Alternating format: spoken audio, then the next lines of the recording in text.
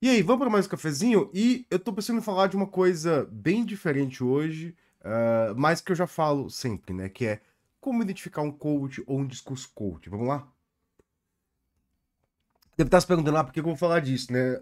Semana passada eu tava falando de algumas coisas mais abstratas, mais assim, ah, sei lá, não palpáveis da tecnologia, como, tipo, o que eu falei semana passada, né? Pra quem não lembra, eu fiz algum sobre ética, né? Sobre ética, sobre alguns dilemas éticos na nossa área. E aí hoje eu tava pensando, pô, o que eu vou falar, né? Eu dei até uma olhada, eu vi que ninguém tá falando de Java, ninguém tá falando. Eu não consegui pegar nas redes sociais nenhuma uma boa ideia. E aí eu resolvi falar de coach. Falei, vou falar de coach aqui. Por quê? Há muito tempo atrás, eu já fiz um cafezinho em relação a isso. Falar assim, não, o discurso dele parece um pouco de coach, né? Falando do meu discurso, né? E aí, assim, eu quero fazer uma coisa bem específica, falando assim, olha, como identificar um coach? Então, vamos lá? Primeiro, assim, como a gente tem que... existem coaches em todo lugar, assim. O discurso coach, ele surgiu aí por volta de 2010, muito baseado em um livro chamado O Segredo, né? O que que esse livro dizia? Esse livro dizia que se você mentalizar boas coisas, as coisas vão se atrair. Então esse discurso, ele tem ali uma teologia, ali uma cosmologia, uma cosmovisão que é mais ou menos assim: as boas coisas são atraídas pelo nosso pensamento. Se você acredita nisso, beleza, mas sabe que isso é um discurso de fé. Tipo, é quase o salto no escuro do. Quem que falou salto no escuro? Deixa eu ver aqui. Salto no escuro, fé, na filosofia. O salto de fé no escuro, que é um. Deixa eu ver quem falou esse negócio aqui, do Kierkegaard. É quase um salto de fé no escuro, assim, aquela coisa que eu acredito nisso e eu não tenho prova nenhuma disso, mas eu vou saltar porque eu acredito nisso, né? Que assim, você mentaliza as coisas, elas vão aparecer. Isso baseia o mundo coach, né? Mas assim, isso não baseia o discurso do coach. O coach não vai falar para você salte no escuro. Ele vai falar isso de outra forma. Muitas vezes ele vai trazer o discurso dele de uma forma que ele vai para você que vai ser crível, né? E muito engraçado que o discurso de coach tem trazido também diversas pseudociências, né? Aí você fala assim, porra, Vitor, mas o que é uma pseudociência? Ela não é uma ciência. Às vezes, ali, a pseudociência, ela vai parecer com ciência, ela vai ter métodos que parecem com ciência, vai ter toda a estética de ciência, mas ela está embasada em princípios falsos, né? Como assim, você não pode falseabilizar... como é que é? O do Popper lá? Falseabilizar... você não pode falsear o argumento. Então, por exemplo, eu posso dizer assim... eu acredito. Vamos olha, pensar no próprio discurso coach, né? Eu acredito que se eu fizer se eu tiver bons pensamentos, o universo vai operar em função dos meus bons pensamentos. Eu consigo tornar criar uma hipótese que esse meu pensamento torne falso? Não. Então eu não consigo falsabilizar. É, é, eu não sei se esse é o termo correto, né? Falseabilizar esse pensamento. Eu não consigo contradizer esse argumento. Então eu não consigo gerar experimentos que comprovem esse argumento. Então o discurso coach, ele vai por aí. E o que são essas... Tem um monte de coisa baseada em falsa ciência que tá aí. Por exemplo, uma das que tem aí, que é mais bizarro, é aquela coisa lá que, tipo, o que acontece hoje é baseado no que aconteceu aos seus antepassados. Gente, tudo bem se você acredita nisso por fé. Tudo bem, assim, não tenho crítica nenhuma. Se você tem fé nisso, tudo bem. Agora, assim, você não pode basear argumentos para os outros baseado nisso. Sem dizer que, não, é porque eu acredito nisso na minha fé. Assim, tipo, eu falo assim, cara, desculpa, isso é uma fé sua. Não, não é. E tá, beleza, Vitor, mas assim, o que que isso tem a ver com a área de tecnologia? Vamos lá, vamos lá. Vamos ver, vamos tentar mostrar aqui como é. A gente já tem duas formas que o coach fala, né? Uma delas é. Eu vou me basear muito nessa aqui, né? Se eu mentalizar boas coisas, as coisas vão chegar para mim, né? Então, assim, se eu fosse um coach da área tech, usando esse argumento, eu falo assim, gente, você tem que pensar na sua... ó, eu vou mostrar como eu faço o argumento e como o coach faz o argumento. Você tem que pensar nessa área, se aplicar que você vai conseguir. Isso é como o coach falaria, né? Tipo, não, você mentaliza, você não consegue, né? E aí eu falaria o seguinte, olha, pega essa vaga, olha a maneira, o perfil de pessoa que tá lá. Olhou o perfil de pessoa que tá lá, vê se você se encaixa. Se você não se encaixa, olha os pré-requisitos que essas pessoas têm. Tipo, não, essa vaga aqui, para você qualificar nessa empresa aqui, você tem que ter uma formação superior. Eu não vi ninguém lá com um curso de Java de 20 horas aqui pelo LinkedIn.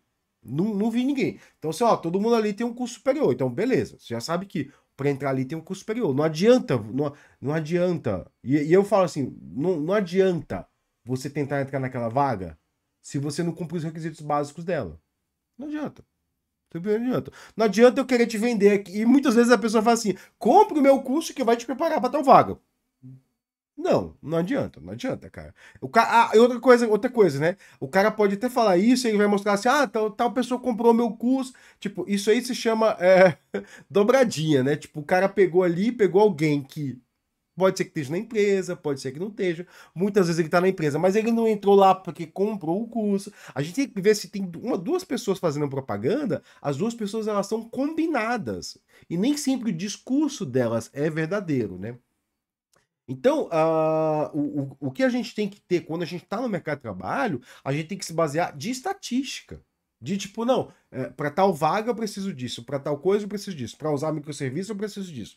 Então a gente tem que ter essa estatística. O discurso coach, ele não é baseado em estatística, ele é baseado em fé, em pura fé. Vai que você vai conseguir, vai que você vai conseguir. E aí o que acontece quando as pessoas não alcançam essa fé? Quando as pessoas, mesmo com fé, eles não alcançam ali o tão esperado sonho dela de morar na gringa, ou de fazer alguma coisa, ele culpa a própria pessoa. Ele fala assim: você não conseguiu porque você não teve fé. Então, por exemplo, você não conseguiu porque você. Ou você não é o escolhido, né? Você não foi escolhido para essa área. Você não é um dos caras bons, né? Você é só um merdinha aí. Que é, cara, discurso falso, cara. Tipo, às vezes você não conseguiu o negócio pela sua época de vida, né? Por exemplo, eu tentei quando eu tava já com vários anos de emprego, eu tentei fazer processo seletivo para Big Tech. Só que eu olhei e pensei assim, cara, peraí, eu não posso me dar o luxo de parar para estudar. Não posso. E essas vagas requerem estudo, viagem, tá preparado? Eu falei, não é para mim, não é para mim. E outra coisa, eu trabalho em lugares que me demandam muitas horas, não horas extras, mas não me dá uma folga ali de agenda. Então, não dá para ficar estudando. Eu também não queria ficar estudando no fim de semana, né? Quer dizer, falando isso, eu passei o fim de semana todo estudando. Eu passei o fim de semana todo escrevendo a minha dissertação de mestrado, a minha dissertação de mestrado, né? Então, o discurso coach, ele é baseado nessas coisas. É sem estatística, né? Ou quando é estatística, é uma estatística falsa, baseada em pseudociência, né? É como teve um cara que falou aí, né? Pegou ali aparentemente era um paper, né? E muitas pessoas, não, mas isso é um paper, né? E aí a gente tem que entender a diferença de paper e white paper, né? Tipo, então, por exemplo, se eu tenho uma publicação, você quer achar publicação sobre qualquer coisa de computação, vai no i3 Explorer e na ACM Digital Library. Tipo, vai nessas duas. Não fica procurando outros lugares, né? E por quê? Porque isso aí são duas bibliotecas, na verdade, o 3E, da 3E e da ACM, né? Que são duas organizações, uma de engenharia e outra de quem trabalha com computação mesmo, né? A da I3E é mais ampla, mas se você for as palavras-chave vai filtrar. E ali tem revisão por pares, né? Então, assim, vai ser um paper que vai ser, para ele ser publicado, ele tem que ser aceito. O white paper, ele vai ter uma estrutura de paper, mas ele não foi publicado, ele não foi aceito. Então, como é que acontece? A empresa chegava assim, olha, a gente tem um produto aqui, a gente quer vender esse produto. Então, me escreve, aí chega para uma marca, me escreve alguma coisa aí para vender o produto. E tem uma coisa feita para vender um produto. E é muito engraçado que a pessoa que publicou isso vendia um produto, né? Vendia. Depois me mandaram um vídeo, eu fiz um comentário e mandaram um vídeo, ó, esse aqui é o produto que ela vende, né? Falei, aí, Batman, tá aí, tá aí. Tipo, a pessoa tá vendendo um produto. É um discurso de marqueteiro, que é um outro discurso que eu poderia fazer, né? Tipo, eu poderia fazer o discurso de marqueteiro. O que é o discurso de marqueteiro? Como é que o marqueteiro funciona? Vamos lá. Você lembra do Celso Russomano? O Celso Russomano, o pessoal fala, ah, não, o Celso Russomano ele criou o direito ao consumidor. Mais ou menos, Batman, mais ou menos, mais ou menos, mais ou menos, mais ou menos. Mas o Celso Russomano era conhecido na mídia brasileira, nas TV brasileiras, por defender o consumidor. Só que depois se descobriu-se que era tudo falso. Então, por exemplo, lá, eu quero vender meu canal. Ah, com quem seu canal compete? Seu canal compete com o canal do Vitor. Então vamos lá. Aí o seu muçulmano chegava aqui, porque não sei o quê, tô acusando você de fazer tal coisa. E não te dava forma de se defender. Não te dava forma de se defender, fazia aquilo editado e mostrava assim: olha, o Vitor frauda o, o canal, o que ele publica aqui. Tudo que ele publica aqui é uma fraude. E aí alguém pode fazer um corte meu dizendo isso, né? E aí o que acontecia? Acontecia? Ele usava isso como uma propaganda negativa, né? E no intervalo daquela propaganda negativa entrava a propaganda positiva do outro. Então era assim que funcionava. E ainda funciona assim. Ainda funciona assim. Então vamos lá. O Java é lento. O Java é lento. O Java não funciona. O Java não funciona. O Java não funciona. Compre meu curso Python. Ou, cara, Rust vai crescer. Rust vai dominar todo o mercado. Compre meu curso Rust. Ainda isso funciona. O discurso coach, que é aquele discurso que eu vou destravar os códigos do sucesso. Ou, tipo, eu vou te ensinar um conhecimento. Fica comigo, fica comigo. Engorda pio, engorda pio, engorda pio. A pessoa fala até assim: pega pio, pega pio, pega pio. Eu vi isso num vídeo hoje de manhã que não era nem da área tech. Que o vídeo que vai te destravar o crescimento. Você, com esse conhecimento, vai te destravar o crescimento. Ou, tipo, não, você vai conseguir. E cara, eu fico muito pé da vida que eu chamo de positividade tóxica. Esse discurso que você vai conseguir. Eu já vi isso, sim. Quando eu fiz MBA, para mim foi um choque de realidade. Porque, assim, eu sou um cara que eu fiz faculdade pública, né? Eu fiz faculdade pública, toda a minha interação tinha sido feita ali dentro da Unicamp assim, não tinha um discurso positivo, né?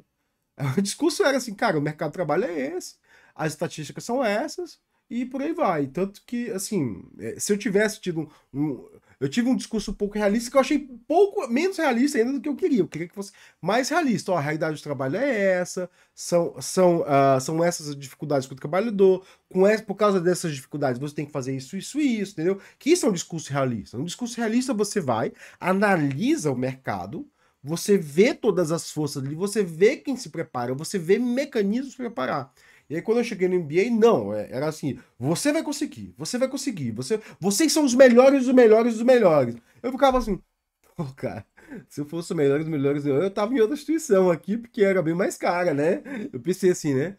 E aí eu vi que, tipo, cara, era um discurso muito baseado numa fezinha ali, tipo, uma fé, cara, uma fé que tudo vai dar certo. E que eu acho, assim, é o salto no escuro de Kierkegaard. Nem tudo dá certo, cara. Às vezes você tem um fracasso. E o que acontece quando a gente tem um fracasso? A gente olha pro fracasso, o fracasso olha pra você, é brincadeira. Quando você olha pro fracasso, o fracasso olha pra você. A gente olha pro fracasso, a gente tenta entender o mecanismo. Então, assim, eu sempre gosto de pensar no mecanismo das coisas. Como é que funciona o mercado de trabalho? E uma vez um amigo meu falou assim: puta, cara, eu mandei currículo pra aquela empresa e eles nem me responderam. Eu falei, cara, você e a torcida do Flamengo mandaram o currículo pra aquela empresa, né? Então, assim, manda de novo. Manda de novo. Porque você mandou, o e-mail ficou velho, ficou não lido, tá? Aquilo ali tá numa caixa de e-mail gigantesca. E eu sei disso por quê? Porque eu já vi processos seletivos. Eu já vi. Eu já vi pessoas selecionando currículos, eu vi, ah, não, esse aqui tem tal, esse aqui. A pessoa rolava, ah, vamos ver esse aqui. E ficava 10 ali pra cima, 10 aqui pra baixo. Isso antigamente, né? Hoje em dia, provavelmente tem bot que vai olhar tudo, vai selecionar algumas palavras-chave, né? Mas eu vi que a pessoa scrollava, tinha um monte de não lido. Eu falava assim, cara, a gente escolhe. E a RH falava, a gente escolhe aleatoriamente, a gente olha, a gente escolhe 20, chama 10 para conversar, entrevista 5 e escolhe 2. Era assim que funcionava antigamente, né? Hoje eu nem sei como é que funciona, né? Mas o que eu acho é que assim, você tem que olhar o mecanismo das coisas, né? E olhar o mecanismo das coisas, entender como ela funciona, entender as forças, as mentalidades ali, e aí você atuar, né? Você se planejar, né? E o que eu vejo muitas vezes, quando eu vejo alguns vídeos, é um salto no escuro de kicker. Tipo, você vai lá e você salta sem saber do que tá acontecendo. Você tem fé em algum discurso ali, algum discurso até bonitinho, fala assim, a pessoa lá com um sorrisinho amarelo, fala assim, ai, vai, você vai ter fé, você vai conseguir. E no fundo não te prepara, cara. Não te prepara pro mercado, né? Então é isso, pessoal. Meu cafezinho era esse. Quem sabe eu faço um cafezinho à tarde com mais coisa técnica. Só me mandar ideias aí. Valeu. Boa tarde, bom dia para vocês.